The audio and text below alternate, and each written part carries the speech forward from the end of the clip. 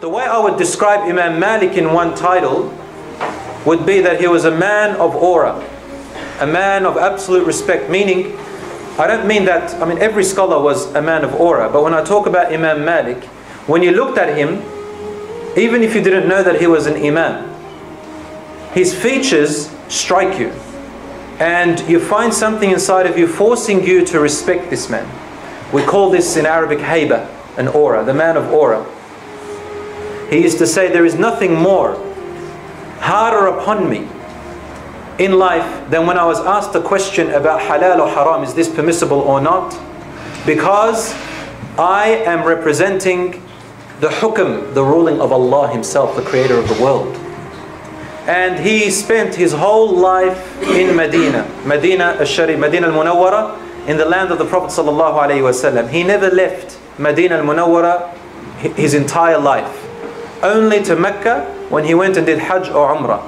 In fact, not only did he never leave Medina al-Munawwara in his life until he died, and he lived for 90 years. 90 years he lived. He never even rode on a camel or any transport vehicle in his entire life when he was living in Medina. Because in his wara, in his righteousness and love for the Prophet ﷺ, and as a role model, he saw fitting in himself as the scholar of Medina to always have his feet stuck to the ground of the land where the body of the Prophet ﷺ is buried. He saw it disrespectful as an imam representing his deen in the highest esteem to lift himself off the ground out of respect for the Messenger ﷺ while his body was in the ground. Never in his life did he ever lift his legs off the ground. Can you imagine that? 90 years. Except when he went to Hajj or Mecca outside of Medina. A young man, the age of about 13 years old, in the time of Imam Malik, when Imam Malik was in his middle ages, a young boy by the age of 13, his mother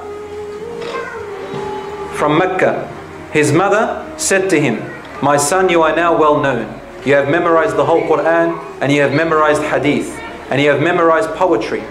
I want to send you to Imam Malik to learn his adab, his character, before you learn his knowledge."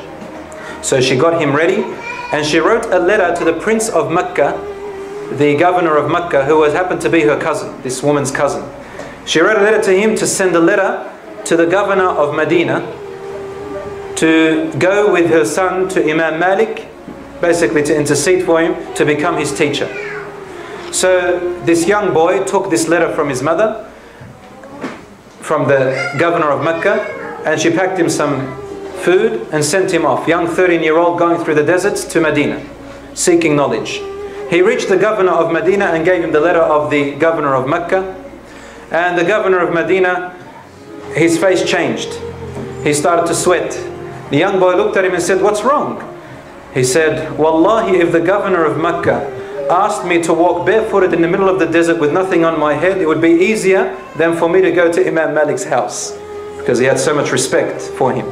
So the boy innocently said to him, "Well, you don't have to go to him, make him come to you." He forgot that Imam Malik it's not as simple as going to the officials, no way. So he laughed, the governor of Medina laughed, and he said, "Come on, let's go." So he went to Imam Malik's house. They knocked on the door, and the housemaid, the servant of Imam Malik, answered, and they asked for Imam Malik, the prince, the governor of Medina. She said to him, "Listen, if there is a religious question, right now is not the time. Write it on a paper and he will answer it for you. If you want to learn hadith, go to his circles of daras, they'll be in a certain time. And if it's a government issue, this is not the time, there's another time for it." So the governor of Medina says, "I have a letter for him from the Prince of Mecca."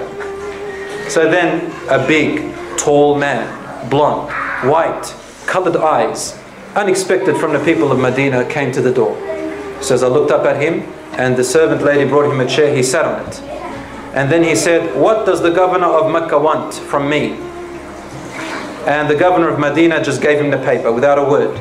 When Imam Malik read this paper, he threw the paper away saying, "La hawla wa la quwwata illa billah." Has it come to this that knowledge now needs connections? He looked at the young boy, and the young boy said to him, "Aslah Allahu shaykh."